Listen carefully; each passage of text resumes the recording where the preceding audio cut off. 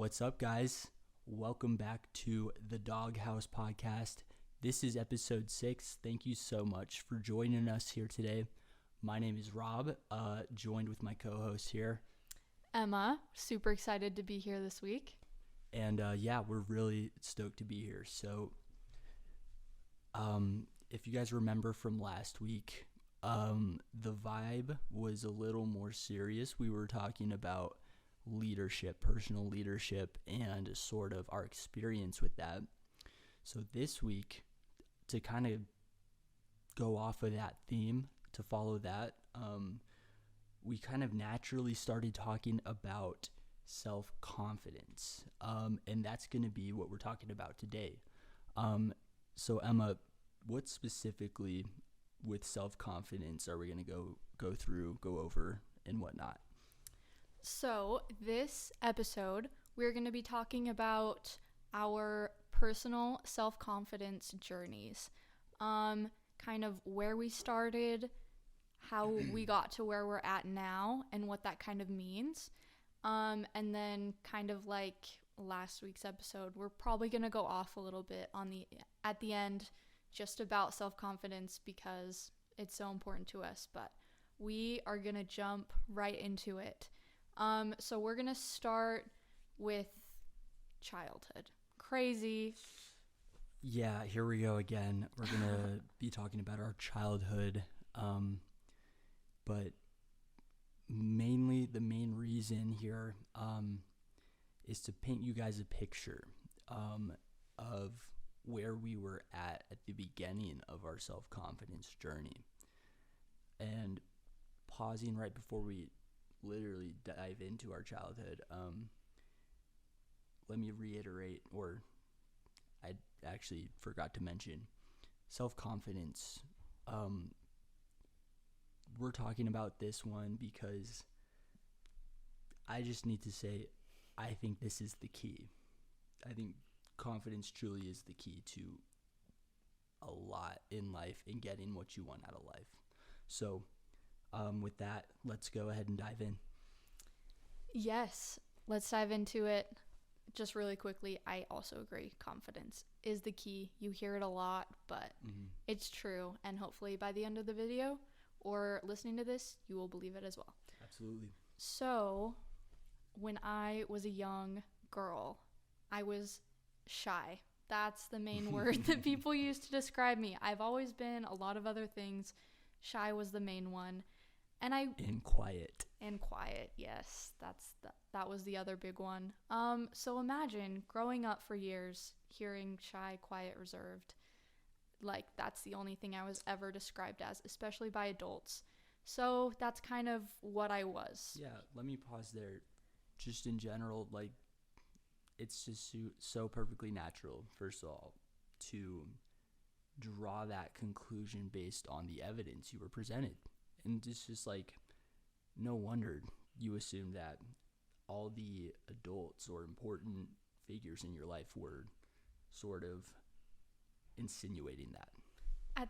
At that point in my life, I am sure a lot of you feel similarly. The world was run by the adults in my life. They made the rules and they kind of made my reality. Who was I to say that I wasn't shy or quiet or reserved when that's all I was hearing from the people in charge, the people who had the answers, you know? Yeah, I remember it was either my second or third grade teacher, because I was also the quote-unquote shy, quiet, reserved kid in class. Second or third grade teacher, during the parent-teacher conferences, specifically noted I was a good student, but I just never talked, and she just didn't ever hear from me. And that was just sort of the vibe of how I was too, also growing up. Yeah, I got to the point where I would purposefully, even when I had something to say, not say it. Even as I got into like middle school, if there wasn't a direct reason for me to be talking, I kept my mouth closed. And this obviously went hand in hand with my entire self-confidence, like like how I felt about myself, how confident I was in myself. Speaking was a large part of that for me. I don't know if it was the same for you. No, it was almost the exact same for me. We've talked about it a lot off camera in the past. We both had very, very similar journeys in terms of, like, we were very shy, quiet, reserved, like we were saying. And something you said just now, not saying anything if you didn't deem it truly worth to be said, essentially. Yeah, 100%. So kind of moving on from that, I also didn't have the best body image of myself. I never thought I was super ugly or technically unattractive, but I definitely didn't think I was the opposite of those things. I always viewed myself as the most neutral character, just in general, nothing super special about any of my physical features. And that kind of started to change my freshman year of high school when I started working out and going to the gym. Interesting. Yeah, that was a huge confidence builder. Did not help with my social confidence at all because I would go to the gym mainly alone, sometimes with my older brothers, actually a lot at first, but it helped with my body image. I started to be proud of the way that my body looked, and that kind of started to shift things for me. Very similar to Emma's journey. All the evidence that I accounted as a child that I took in pointed towards I wasn't that guy. I wasn't anything special, and that especially included my physical appearance.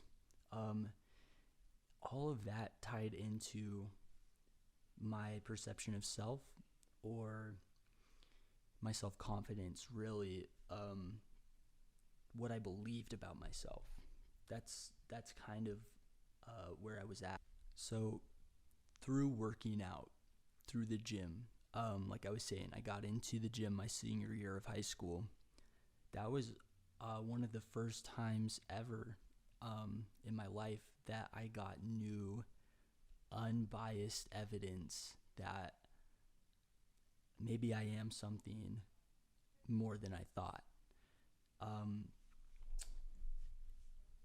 Because I remember, quick story, sorry, my senior year, like I said, I got into lifting the summer leading into my senior year of high school.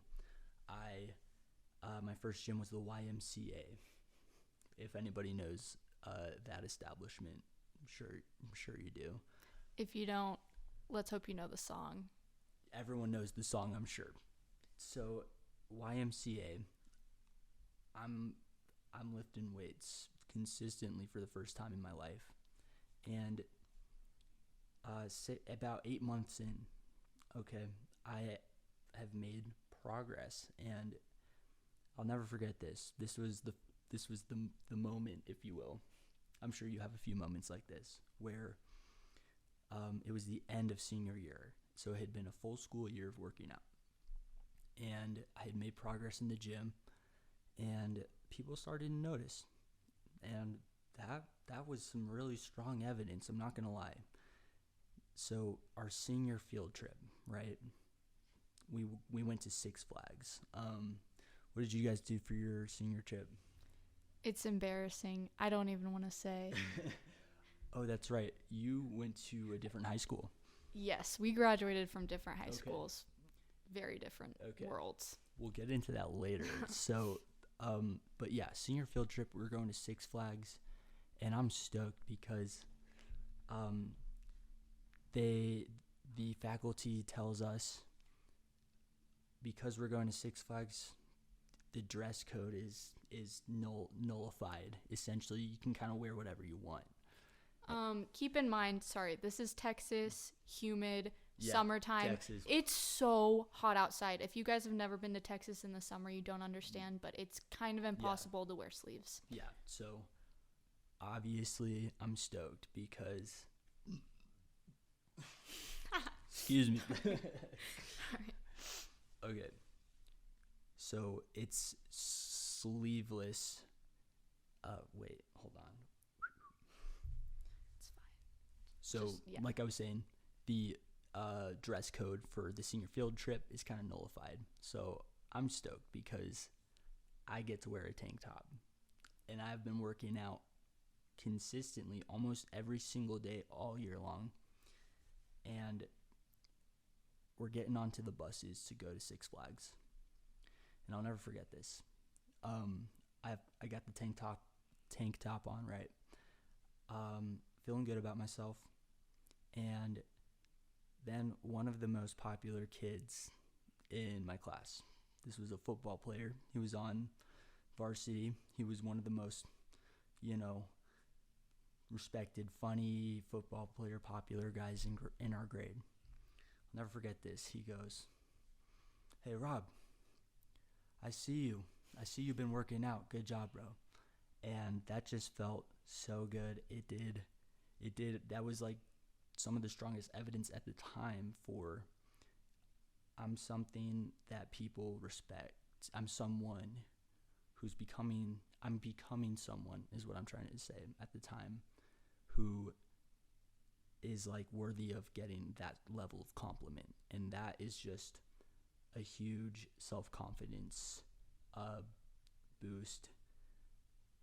I'm sure you've got stories as well, but yeah, what do you kind of think about that, the evidence way of thinking about self-confidence, kind of like I'm going on about here?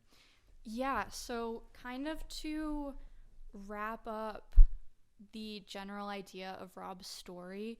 So working out can give you literal physical results and Yes. physical compliments from people's mouths. Kind of concrete proof. That's what I was trying to say. Concrete proof. And so it's a really good way to start.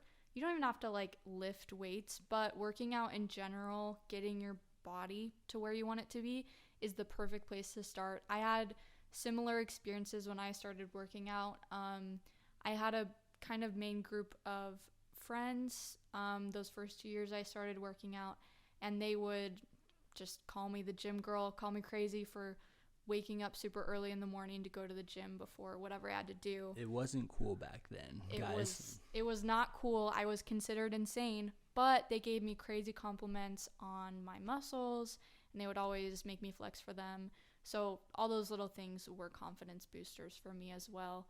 And yeah, like we were saying, concrete results Yeah. and evidence is a great place to start. Yeah.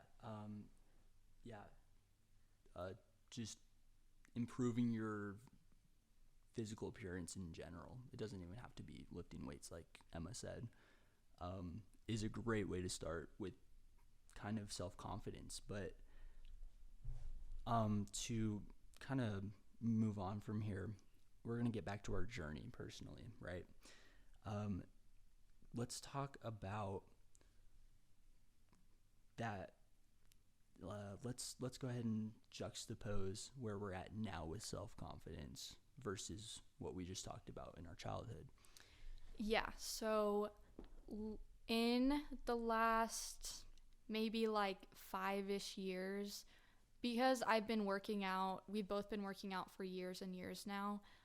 It's not on the back burner, but it's not the main thing that's keeping our self-confidence going at this point. We've had to find other things to keep us chugging along and improving in that journey, because it definitely, there hit a cap because we've worked out every single day for years now. So, like I was saying, our self-confidence started to not only be motivated by our physical appearance and the gym, but other factors as well, and we're gonna get into that now.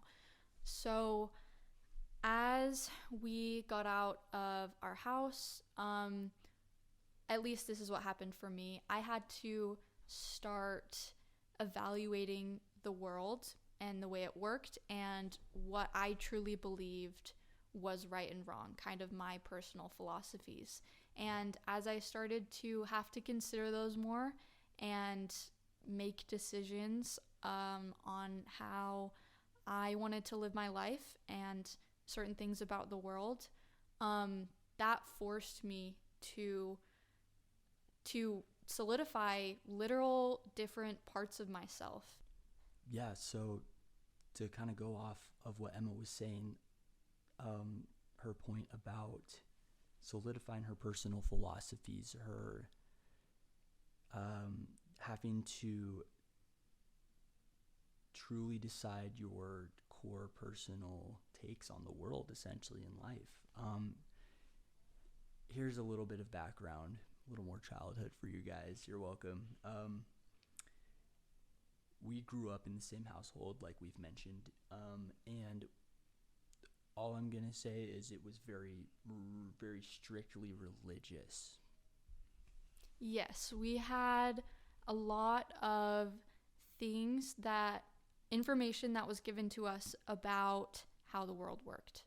So And it was specific, and it was one way, one thing. That's the main takeaway from that. Yeah, Yes. that's all we'll kind of say about that. But yeah, there was no really room for error, or not Right. error, but Yeah. there was a path, and you stayed on the And path. you stayed on that one path, and So there was for Yeah. us specifically, kind of why we bring that up is because I think it was a little more difficult for us. And this is the point that I was going to try and bring up, is that was not easy for me. It wasn't easy for either of us to confront those parts of our philosophies that we weren't sure about. It's not even that we didn't know, because we had ideas, and everyone has ideas from what the world will feed you. Right. But making the decision about what you actually believe is a really big thing. And making that and sticking with it can really just boost You can skyrocket everything. your self-confidence and your confidence in we'll get into it a little more, but I'll just add your confidence in how you see yourself in your specific role, or in your place in the world, in the universe, if that makes sense. What I'm trying to say is it helps you feel confident in your role, in who you are, and define that more and more as that builds. So like we were saying, having to decide for ourselves after being fed only one version our entire lives was kind of a big moment for both of us in different ways at different time periods. But yeah, it's scary. It was a little scary after, kind of like we mentioned earlier in the episode, how adults were this massive overbearing force that was like the law of the land as a child, and having this strict one viewpoint of the world tied into that. So now that we've kind of said all of that, and that's kind of our journeys, how we got to where we are, and now I want to talk just a little bit, promise I won't go off for forever, but about why this is beneficial and why I would encourage everyone to kind of reassess their personal philosophies. Yep. I don't even know how to qualify like personal philosophies, just kind of your personal beliefs. If there's any of them that you're not sure about, or that don't sit quite right with you, or that you're just not solid on yet, I would encourage you to reassess. There's so much evidence out there. Try something new, put it to the test. Not saying go crazy or anything, but when you have those solidified, it's so much easier to like move forward from that. It is. And it's important to be confident in yourself and what you're putting out in the world, because your body and your mind are your vessels. That's what carry you through this world and through your everyday life. So being 100% confident in all of the things that you're saying and doing and the actions that you're taking is crazy helpful. And it just makes you feel better going about your day in your vessel. I don't know if that made sense, but that made a lot of sense, and I'd have to put my personal stamp of approval on that one, because it's like confidence, self-confidence. What we're trying to say is when you can optimize that, and what that looks like in the most true evolved form is there's no separation now between what you say, what you believe, and what you observe in the evidence. And that's kind of like the wrap point to wrap it up, to bring it all home, is like becoming the truer version, becoming the truest version, becoming a more true version of yourself. Sorry. Oh my goodness. Yeah, becoming your truest self and keeping everything in line. Your actions, your beliefs, your words, everything. It just rockets you forward on whatever path you want to go in life. And people respect you a lot more for it. People can tell when you are not true to yourself. It's painfully obvious. It is so painfully obvious. Yeah. Last point we're going to just quickly make. Quick.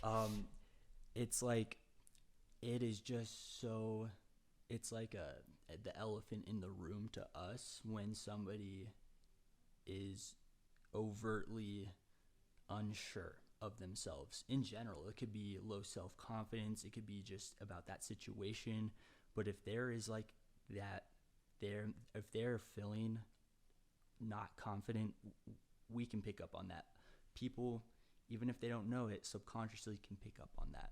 And that's just another reason why we thought it was so important to talk about self-confidence today, and why like we wanted to highlight our journeys of discovering it for ourselves. So maybe it can just help spark discovering that journey for maybe some of you guys. Who knows?